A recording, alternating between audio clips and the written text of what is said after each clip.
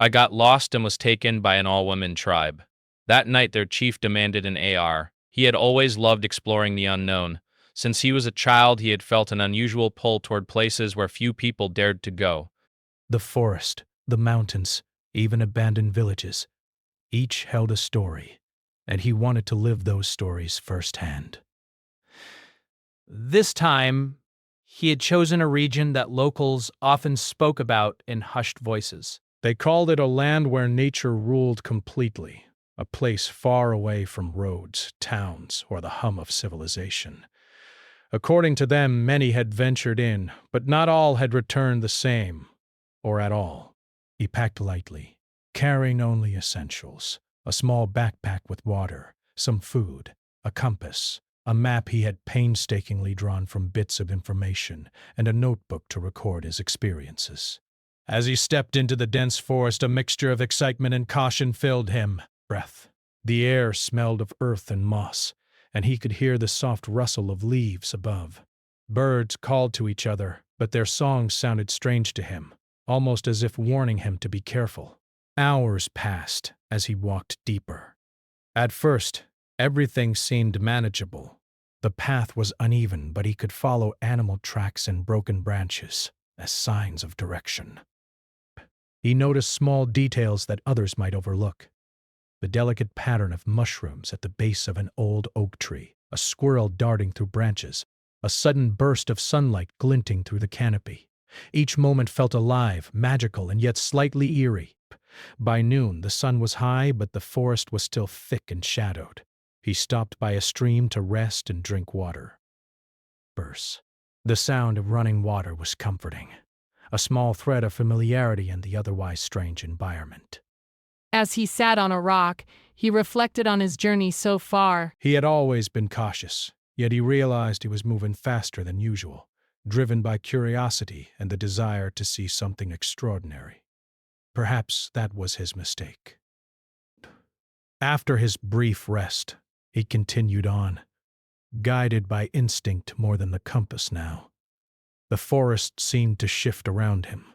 Trees grew closer together, forming a natural corridor, and the sunlight barely reached the ground. He started to notice symbols carved into tree trunks, simple markings, yet deliberate. Some looked like arrows, others like strange letters or shapes. At first, he thought they were the work of other travelers or hunters. But the markings became more frequent, more intricate, almost as if they were part of a message meant for someone, or perhaps a warning. A sudden chill ran down his spine. The forest, which had felt welcoming, now seemed to hold its breath. Shadows moved unnaturally between the trees, and the sounds of the forest seemed muted, as though even the birds were holding back. He paused, listening carefully, but only heard the rustling of leaves in the wind. He reminded himself to stay calm. He had faced uncertainty before, but something about this place felt different, as if the forest itself was alive and aware of him. As afternoon turned into evening, he realized he had wandered far from any recognizable path. The landmarks he had been following no longer made sense. The stream he had crossed earlier seemed to have vanished, and the compass, though pointing north, didn't feel reliable when the terrain constantly changed. Panic started to creep in. He tried retracing his steps, but the forest had already begun to blur together in the dim light. Desperately, every tree looked like the last. Every shadow seemed to move just a little too quickly. The first signs of fear were subtle, a tightness in his chest, the quickening of his heartbeat, but soon they became harder to ignore. The temperature was dropping, and he regretted not bringing a proper jacket. The sun was about to set, and with darkness approaching, he knew that finding shelter would be essential. He looked for a safe spot to rest, but the forest was thick with no clearings in sight. Every place he considered seemed exposed, as if it were waiting for him to make a wrong move. Then he saw movement, not animal movement, but human. At first he thought it was another traveler, lost like him. But the figures were women, moving silently and deliberately between the trees. They didn't call out. They didn't make themselves obvious, and yet they were watching him. A shiver went down his spine. He had heard stories of hidden tribes in remote regions, but he had always thought them to be myths or exaggerations. Now he realized he might have stumbled into something very real, something that did not welcome outsiders lightly. Before he could react, the women approached closer, surrounding him quietly but firmly. They did not speak, but their presence was commanding. Their movements were coordinated, almost like a ritual. He realized quickly that resistance would be foolish. He raised his hands to show he meant no harm, but the warning in their eyes was clear.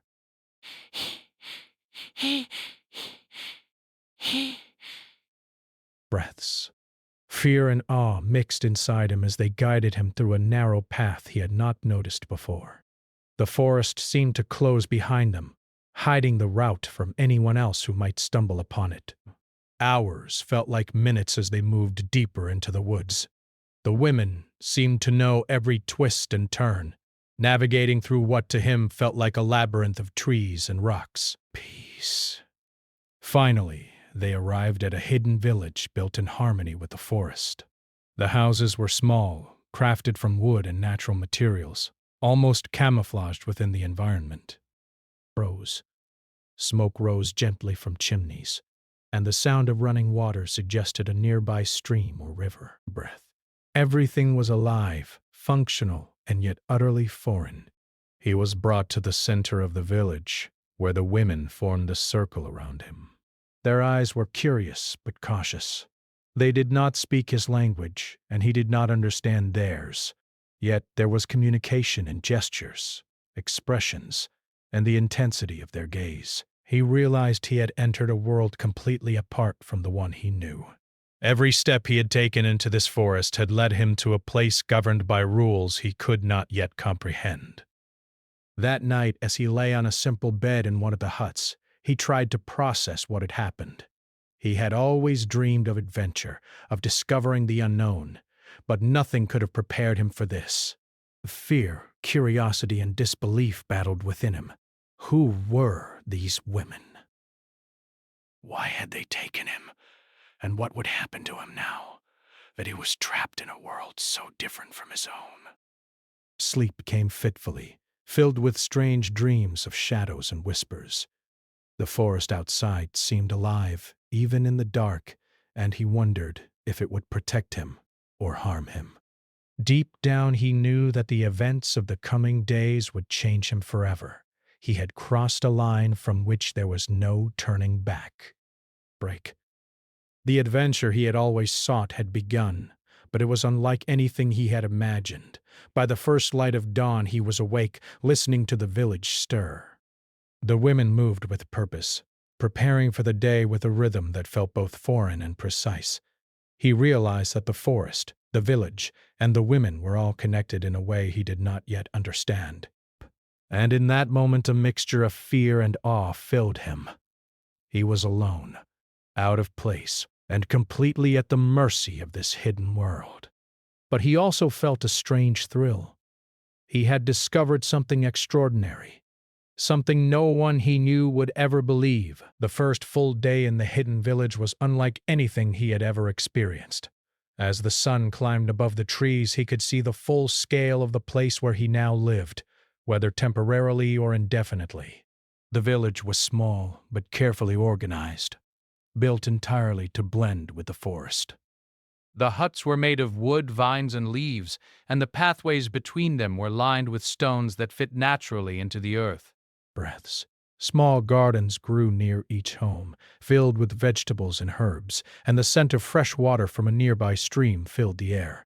Birds and small animals moved freely, unafraid, as if they knew this place had its own rules. The women moved with precision and confidence. Each had a role, and each seemed to know exactly what to do without needing instruction. Some tended to the gardens while others carried baskets of food from the stream. A few practiced archery or trained with wooden staffs, their movements graceful but purposeful. He watched in awe, realizing that he was in a society completely run by women, where every task, every responsibility was handled with skill and discipline. For the first time, he felt completely out of place, but also deeply fascinated. The women did not speak in a language he could understand, but they communicated with gestures, eye contact, and a rhythm of actions that seemed almost ritualistic. When he tried to speak, they only tilted their heads or motioned for him to wait. Bah. One woman, slightly older and taller than the others, seemed to be in charge. Her eyes were sharp, her expression calm but commanding.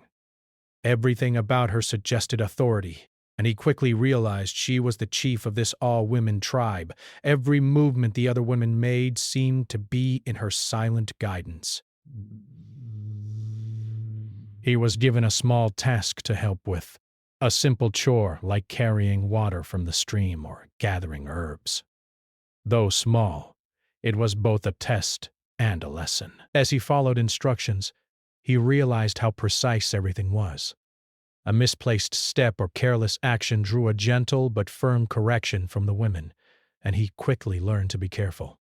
Their discipline was not cruel, but it was strict, and it became clear that this was a society that valued order and respect above all else. As the day progressed, he observed the women more closely. Their skills were impressive. Some could climb trees effortlessly to gather fruits or check traps. Others could fish or cook with remarkable speed and efficiency. Their physical strength was matched by a quiet intelligence, visible in the way they solved problems, communicated, and managed resources. The longer he watched, the more he realized that the myths he had heard about this tribe did not come close to the reality. These were not simply mysterious women living in isolation. They were a society that had built a self-sufficient, disciplined, and intelligent community in harmony with the forest. He tried to ask questions, pointing to objects, gesturing to actions, or using drawings in his notebook, but the chief seemed to understand him more than anyone else. The chief watched him with a calm, assessing gaze, sometimes nodding slightly when he showed understanding, or frowning subtly when he made mistakes. Though she did not speak, the chief's presence was powerful. He began to sense that everything happening in this village was carefully observed, and that he was being tested without even realizing it. By mid-afternoon, he was taken on a walk through the surrounding forest. The chief led him silently, pointing out paths, plants, and signs of animals. He noticed the way the tribe had set traps and built shelters in hidden spots.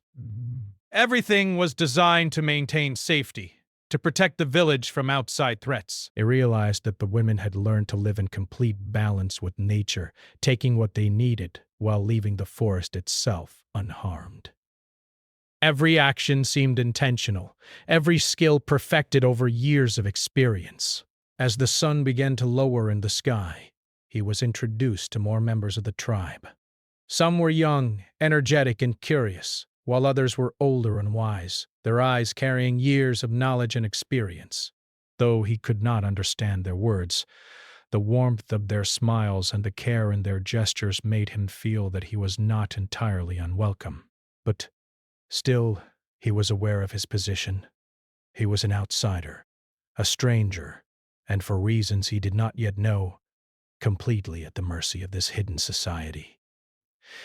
That evening he was brought to a communal area where the women gathered to eat and share the day's work. He watched them prepare food over open fires, using simple tools with astonishing skill. The smells were unfamiliar, but inviting. He was offered food, which he ate carefully, conscious of how different it was from anything he had eaten before. The chief observed silently from a short distance, her eyes never leaving him for long, as if measuring his reaction to everything: food, tasks, the environment, even the people themselves. As night approached, he realized that the tribe's rules were clear. There was a structure, a hierarchy, and a way of doing things that he needed to follow if he wanted to survive.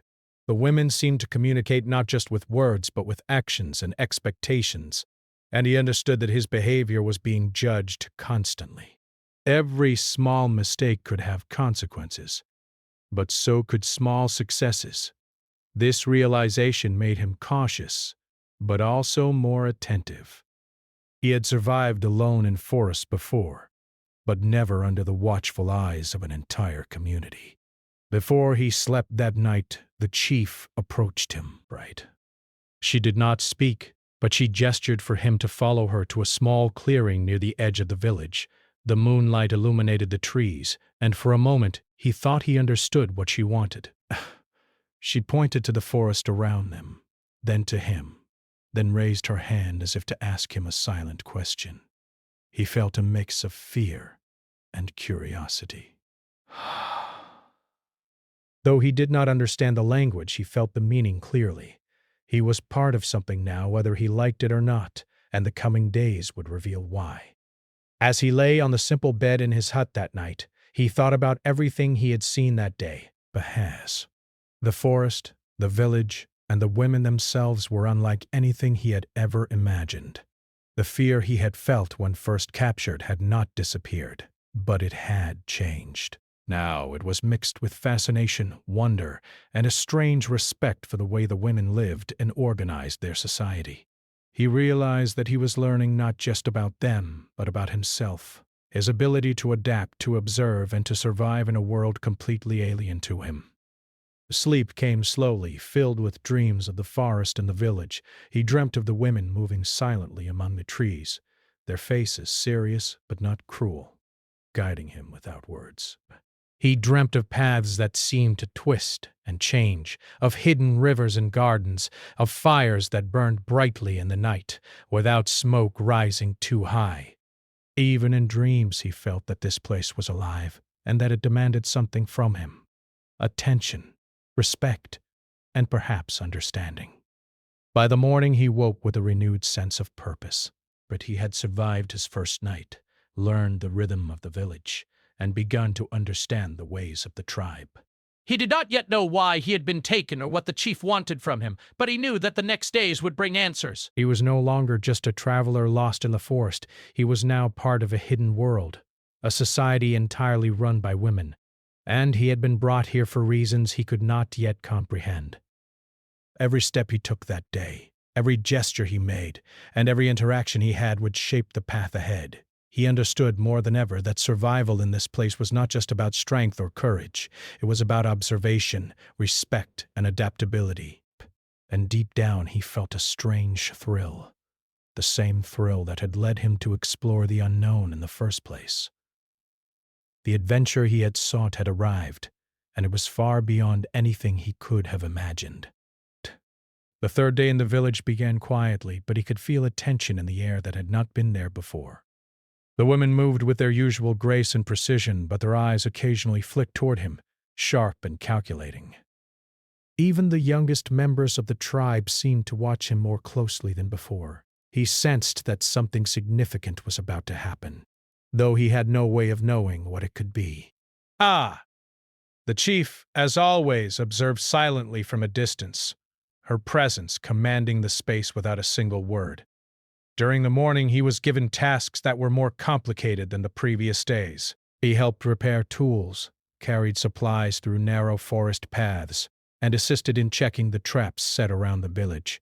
Every task required careful attention. Mistakes were corrected immediately, but never harshly. Instead, the women showed him the correct way, their movements calm and deliberate. He began to understand that this was not punishment. It was instruction. The tribe demanded respect, focus, and the willingness to learn, and he realized that he could not afford to act carelessly. Despite the work, his thoughts kept drifting to the chief. She had never spoken a word to him, yet her presence dominated everything. There was an intensity in her gaze, a seriousness that seemed to weigh him down even when he was far from her. He had heard stories in books and from travelers about tribes led by women, but nothing had prepared him for this. This was a society built entirely on tradition, skill, and strength, and he was an outsider placed in their midst. He felt both fear and fascination, unsure which emotion was stronger. By late morning, he noticed that the women had gathered in a small circle near the center of the village. The chief stood in the middle, her posture straight and commanding. She looked directly at him, and for a moment he felt as if the air itself had shifted. The village seemed to fall silent, the birds quiet, the forest holding its breath. He did not know what to do, whether to move, speak, or stay still. The chief made a simple gesture, beckoning him to step forward. Hesitantly, he obeyed, his heart beating rapidly in his chest. The chief led him to a larger clearing surrounded by the village's main huts. The other women formed a wide circle around them, standing silently, watching. There was no aggression in their stance, yet the weight of their presence was undeniable. The chief motioned for him to sit on a low wooden platform at the center. He complied, feeling the eyes of every woman in the village upon him. The air was thick with anticipation, and he could sense that whatever was about to happen would change his life forever. Then, without words, the chief revealed the purpose of his arrival. She gestured toward him, then to herself, and finally made a motion decantating children, pointing to herself and the other women in the circle. Though she did not speak, he understood the meaning clearly. He was not merely a visitor. He had been brought to this village because they required a male presence for the continuation of their lineage. The chief's expression was calm but unyielding, making it clear that this was not a request. He was expected to fulfill a role he had never imagined, a role he had not chosen, and one that filled him with both fear and confusion. Shock washed over him. His mind raced as he tried to comprehend the enormity of the situation. He had been captured by the tribe, yes, but now it was clear that his presence was not temporary. He had been chosen for something deeply personal and profoundly serious. The chief's eyes held no malice, only resolve, as if she had already decided that his compliance was necessary. He felt the weight of tradition pressing down upon him, realizing that this was not about punishment or cruelty. It was about survival, lineage, and the continuation of a society that had thrived in isolation for generations. Despite his fear, he tried to speak, to explain that he could not fulfill such a role. The chief tilted her head slightly, listening as if she understood, yet she did not waver. Around him, the women remained silent, their faces calm but attentive. It became clear that there was no argument to be made, no plea that could change their decision. The tribe had rules older than memory, and he had walked directly into the center of one of their most sacred traditions. The realization made his stomach churn, but he forced himself to breathe steadily. Panic would not help him now. He needed clarity and observation. The chief gestured for him to stand, then led him through a series of motions indicating the responsibilities he would have to undertake.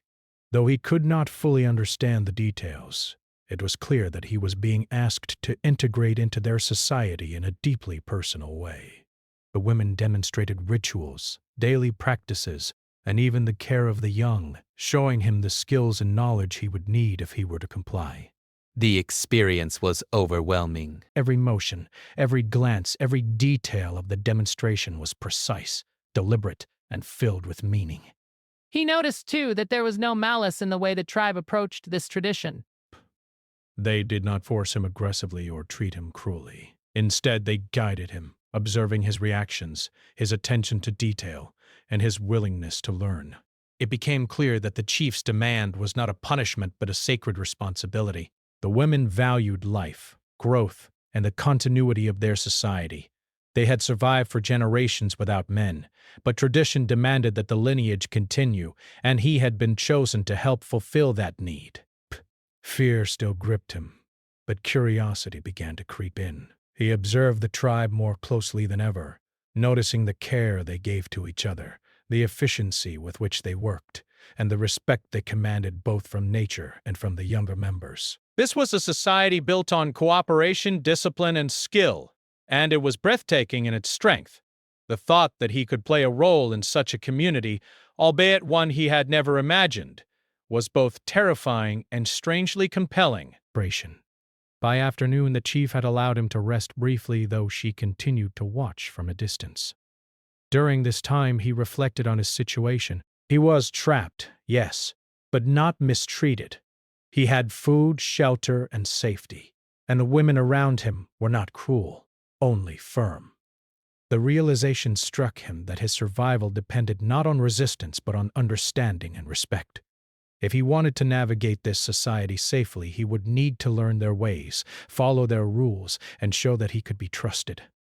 As evening approached, he was introduced to a small group of women who would guide him in the next steps of integration. They showed him the daily routines, gathering food, maintaining the village, and preparing for communal events.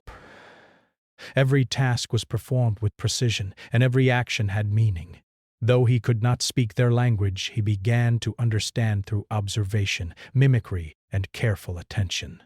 Each success brought small smiles or nods of approval from the women, while mistakes were corrected gently but firmly.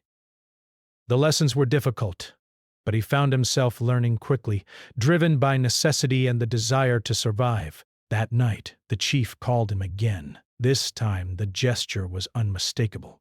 She wanted him to understand fully the seriousness of the tradition he was being asked to join. She pointed to herself, then to the village, then made motions indicating the future, children and lineage. The meaning was clear. His role was not temporary. It was a responsibility that would affect the entire community, their survival, and the continuation of their way of life. He felt the full weight of it pressing down on him, and for the first time he understood the depth of the challenge he faced. He lay awake that night thinking of every detail he had witnessed. Fear, doubt, and uncertainty battled with a growing understanding and respect for the tribe. He realized that this was not a society driven by cruelty or dominance, but by tradition, care, and survival. The chief's demand, though terrifying, was rooted in the values and necessities of a community that had thrived for generations. He had been brought here for a reason, and whatever the outcome, he knew that his life had been changed forever. The third day had taught him more than any previous journey. He had seen strength, discipline, and intelligence in a society completely different from his own.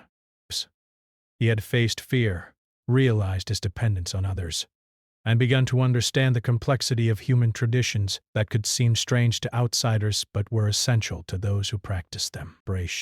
And as he drifted into a restless sleep, he understood that the days ahead would challenge him even further, forcing him to make choices he had never imagined, in a world both beautiful and intimidating. The days that followed were filled with lessons, discoveries, and constant observation.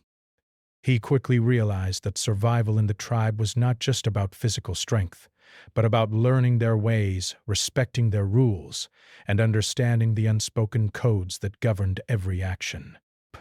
Each morning he awoke to the quiet rhythm of the village, women moving gracefully, carrying out their tasks with precision, and guiding him through their routines without speaking a single word. He learned to anticipate their expectations, noticing the smallest gestures and correcting his mistakes before they had to intervene.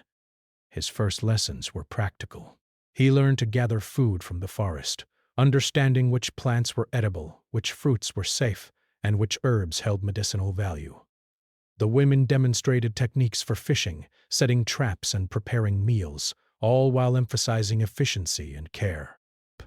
He quickly discovered that the tribe lived in harmony with nature. They never took more than they needed, and everything had its purpose. At first he struggled to match their skill, fumbling with baskets or dropping fruits, but each small success brought smiles or approving nods, and he felt a sense of accomplishment he had never known in the outside world. Beyond the practical skills, he began to notice the deeper structure of the village. Every action, every ritual had meaning. He observed the women teaching the younger members, passing down knowledge with patience and care. They worked in teams, solving problems together, sharing responsibilities, and showing a sense of unity he had never experienced before. Even the simplest chores, carrying water, sweeping the paths, or tending the gardens, were performed with a rhythm and intention that made him realize how much he had taken for granted in his previous life. The chief remained a constant presence, silently guiding him through each step of adaptation. She did not speak to him directly, but her gestures, expressions, and occasional touch on his shoulder communicated more than words ever could. Sometimes she would watch him struggle and then demonstrate a task herself, showing him the proper method. Other times she would observe quietly, allowing him to discover the correct approach on his own. Through her, he began to understand the importance of patience, observation, and respect for tradition. Despite his growing understanding, fear and doubt never fully left him. He was still an outsider, and he still faced the weight of the chief's demand. The role he had been chosen for within the tribe. The thought of fulfilling such a responsibility was overwhelming, and he often found himself lying awake at night questioning whether he could ever meet their expectations. Yet, even in moments of doubt, he found himself drawn to the community, to the care and intelligence of the women around him. He began to feel a strange connection to their world, a recognition that this society, though foreign, was deeply human, filled with compassion, strength, and wisdom. One afternoon, the chief assigned him a new challenge. They was asked to assist in a larger task that required coordination with several women, gathering resources from both the village and the surrounding forest. At first, he felt nervous, aware that any mistake could have consequences. But as the task progressed, he discovered an unexpected ability to observe and adapt. He noticed patterns in how the women worked, how they communicated through subtle gestures, and how they solved problems quickly and efficiently. By following their lead and paying careful attention, he managed to complete the task successfully, earning quiet approval from the chief and the other members of the tribe. As he continued to adapt, he also began forming tentative bonds with some of the women. They shared small moments of kindness, such as offering extra food, showing him secret paths, or teaching him tricks for gathering herbs or catching fish. Though there was no spoken language between them, a sense of understanding grew through gestures, expressions, and shared experiences. He realized that these connections, though small, were essential. They gave him hope, guidance, and a sense of belonging that made his situation slightly less frightening. Still, he remained keenly aware of the chief's expectations. Each day brought reminders that his presence was not entirely voluntary, and that his actions would have consequences for the village's future. The responsibility he faced weighed heavily on him, but he gradually learned to focus on the present, completing tasks, observing carefully, and earning trust. He discovered that survival in this environment depended on humility, patience, and adaptability. The tribe did not demand blind obedience. They demanded understanding, attentiveness, and respect for their way of life. As the days turned into a week, he became more skilled and confident in his new life. He could move through the village and the forest with greater ease, completing tasks with efficiency and care. The women began to include him more in their daily routines, allowing him to assist in decision-making, participate in communal activities, and contribute to the well-being of the tribe. He noticed that even small gestures, like sharing his observations or offering help, were met with appreciation. Though he still felt the weight of the chief's demand, he began to understand the value of his role, not as a punishment, but as a contribution to the survival and prosperity of the community. One evening, while helping to prepare the communal fire for the night, he noticed the chief observing him more closely than usual. Her expression was unreadable, but he sensed that she was testing not just his skills, but his character. She wanted to see if he could handle responsibility, if he could show patience, courage, and understanding under pressure. He realized that these qualities were as important to the tribe as physical strength or knowledge of the forest. The chief's demand was not simply about fulfilling tradition. It was about ensuring that he could integrate into their society in a way that honored their values and their way of life. Over time, he began to reflect on his own growth, why he had entered the village as a lost, frightened outsider, unsure of what lay ahead. Now he could navigate the forest, complete complex tasks, and understand the unspoken rules that governed the tribe. He had learned patience, humility, and respect, and he had discovered that fear could coexist with admiration and curiosity. The tribe had taught him that strength was not just physical, but also mental and emotional. Survival required not just skill, but understanding, observation, and the ability to adapt. Yet despite his progress, he could not ignore the underlying tension. The chief's demand remained ever present, a reminder that his presence in the tribe was not entirely voluntary. He felt the weight of tradition pressing down on him, and he struggled with conflicting emotions: fear, respect, awe, and a strange sense of duty. He knew that the coming days would require him to make choices, to demonstrate his character, and to navigate a situation that was both extraordinary and deeply personal. One day, the chief summoned him once again. She gestured for him to follow her into the forest, away from the village. The trees closed around them, and the sunlight filtered through in patterns that danced on the forest floor. She guided him to a small clearing where she demonstrated a task that was both symbolic and practical. The task involved careful observation, attention to detail, and respect for the natural world. As he followed her instructions, he realized that every movement, every choice, was a test, not just of skill, but of character. By the end of the day, he felt exhausted but enlightened. He had begun to understand the deeper purpose of the chief's demand. It was not merely a matter of tradition or necessity. It was a measure of his ability to integrate, to respect, and to contribute to a society that had survived for generations. The challenge was immense, but he felt a growing determination to rise to it. He was no longer just a lost traveler. He was becoming a participant in a complex, intelligent, and deeply human society. That night, as he lay on his bed in the hut, he thought about the journey that had brought him here. Death, the forest, the village, and the tribe had changed him in ways he could not have imagined.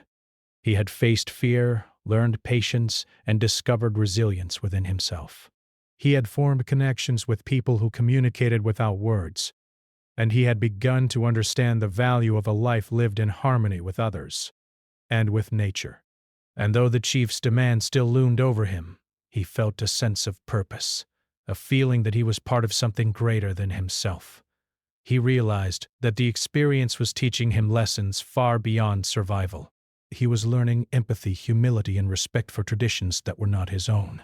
He was discovering that leadership, responsibility, and trust were earned through observation, understanding, and consistent effort. The chief's presence, once intimidating, had become a guiding force, teaching him the importance of patience, careful attention, and moral integrity.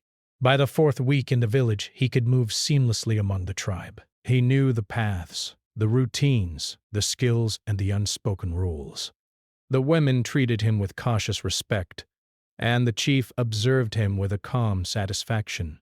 Though he had not yet fully understood the ultimate outcome of the chief's demand, he had grown into a role that required intelligence, empathy, and courage. He was no longer a passive observer. He was an active participant in the life of the tribe, learning from their wisdom and contributing in meaningful ways. He understood, perhaps for the first time, that survival was not merely about escaping danger. Survival was about understanding, integrating, and respecting the world around him. The tribe had given him knowledge, patience, and insight, and in return he offered effort, attention, and a willingness to learn. The experience was shaping him into a person capable of facing challenges with clarity, humility, and strength. The 5th morning in the village began like any other, with the soft light of dawn filtering through the trees and the quiet rhythm of the women preparing for the day. Yet he could feel a difference in the air, a sense of anticipation that made his heart beat faster. The chief's gaze was more intense than ever, and the tribe seemed to move with a subtle purpose, as if aware that something important was about to unfold. He knew that the moment of truth was near. After weeks of learning, adapting, and earning trust, the chief's final decision would determine his fate and the role he would play in this hidden world. He carried out his morning tasks with precision, aware that the smallest mistake could be noticed. Yet there was no fear in his actions now, only focus. He had learned to move with the rhythm of the village, to anticipate the tribe's expectations, and to approach every task with care and attention. The women watched him quietly, offering occasional guidance but largely allowing him to demonstrate his abilities. The chief, as always, observed from a distance, her expression calm yet commanding. He could sense that she was measuring not just skill, but character, the qualities that would determine whether he could fulfill the role the tribe required. As the sun climbed higher, the chief summoned him to the central clearing. The other women formed a wide circle around them, their eyes serious but not unkind. He stepped forward, feeling the weight of their gaze and the significance of the moment. The chief gestured for him to sit, then used a series of motions to indicate that he was being asked to demonstrate everything he had learned, the skills, the understanding, and the respect he had shown since his arrival. It was a final test, one that would reveal whether he could be trusted to take on the responsibility that had brought him here. He began to perform the tasks he had practiced so carefully over the past weeks. He gathered herbs, showing knowledge of their uses. He demonstrated techniques for fishing and setting traps, moving with confidence and precision. But he carried water, tended the small gardens, and assisted in preparing a meal over the fire. Each movement was deliberate, each action mindful, and he could see subtle nods of approval from the woman around him. The chief's gaze never wavered, and he understood that her judgment would be final. As he completed each task, the chief gestured toward the younger women in the tribe, showing the importance of guidance and teaching. He mimicked their actions, helping them understand techniques and principles he had learned. The process was exhausting, yet he felt a sense of purpose unlike anything he had experienced before. This was not merely a test of physical ability. It was a test of empathy, understanding, and leadership. The chief was evaluating whether he could contribute meaningfully to the tribe, whether he could support their way of life while respecting their traditions. When the practical demonstrations were complete, the chief led him to a quiet spot near the edge of the village. The other women remained in the circle, watching silently. Here she conveyed something deeper, something beyond skill or knowledge. She gestured to the forest, to the village, and then to him, indicating the connection between the individual and the community. He realized that the tribe's traditions were not arbitrary. They were designed to ensure balance, survival, and continuity. The chief's demand was not a punishment, but a profound responsibility, one that required trust, respect, and understanding. He felt a mixture of fear, respect, and determination. The thought of fulfilling the role demanded by tradition was overwhelming, but he also recognized the extraordinary opportunity he had been given. This was a chance to be part of a society unlike any other, to contribute to something enduring and meaningful. He understood that compliance would not be about submission, but about partnership. Working with the tribe to preserve their culture and ensure their future. The chief's final gestures indicated the next step. He was to spend the day participating fully in the life of the village, assisting wherever needed, and continuing to demonstrate his understanding. He moved through the village with purpose, helping gather food, prepare the communal meal, and teach younger members. Every action was observed, yet the women offered guidance and support rather than criticism. He realized that he had earned a place not because he was forced, but because he had shown commitment, attentiveness, and respect. As the day progressed, he noticed subtle changes in the tribe's behavior.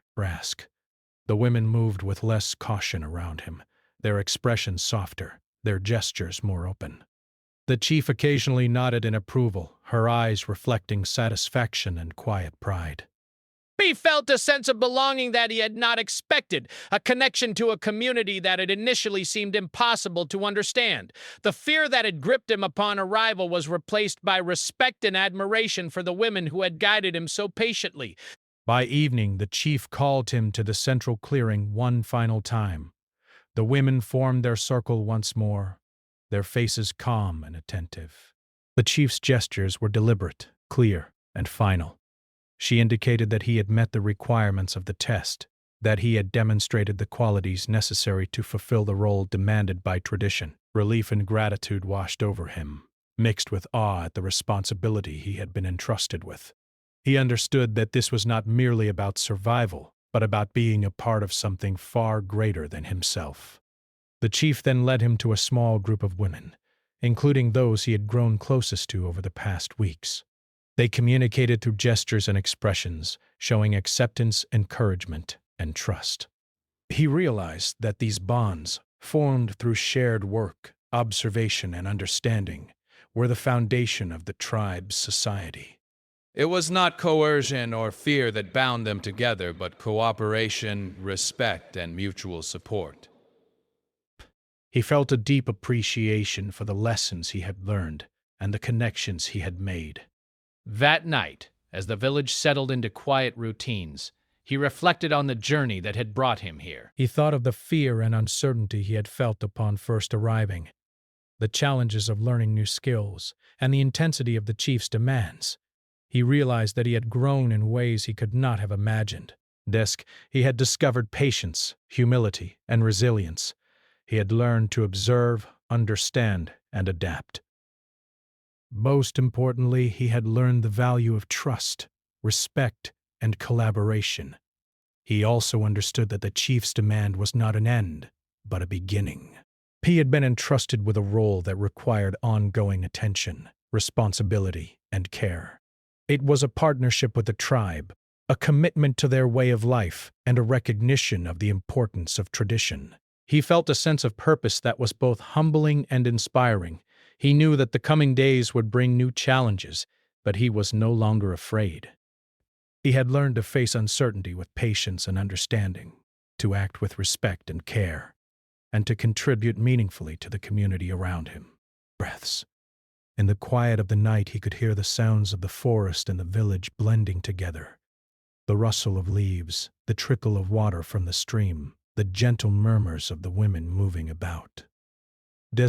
He felt a profound connection to the place, a sense of belonging that he had never expected. The experience had transformed him, teaching lessons that went beyond survival or skill. He had been given an opportunity to witness and participate in a society built on intelligence, cooperation, and respect for nature and each other. The chief's final gesture had made it clear. He was now part of this world. The role demanded by tradition would be his to embrace, but it was not imposed through fear or force. Instead, it was offered as a responsibility, a chance to contribute, and a recognition of the qualities he had shown.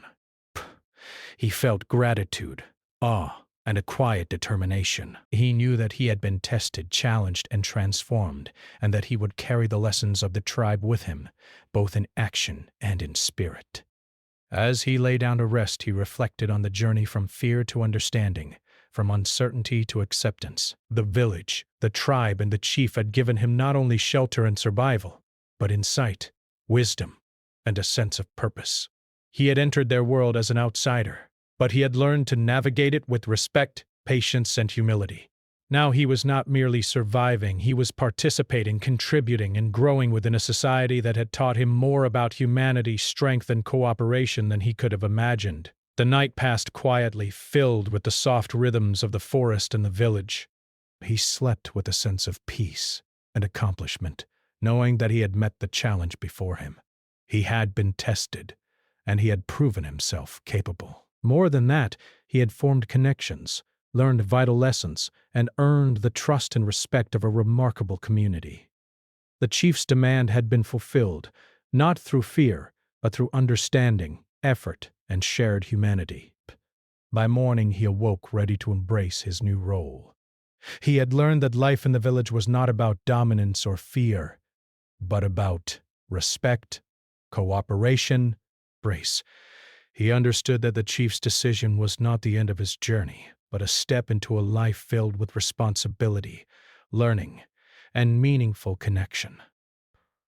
As he moved through the village, assisting, observing, and participating, he felt a sense of belonging and purpose that he had never known before. In the weeks and months that followed, he continued to grow within the tribe. He honed his skills, deepened his understanding, and strengthened his bonds with the women who had guided him. The chief's trust remained a guiding force, reminding him of the importance of patience, empathy, and respect. He had entered their world as a lost traveler, uncertain and afraid, and he had emerged as a capable, respected participant in a society built on intelligence, tradition, and cooperation.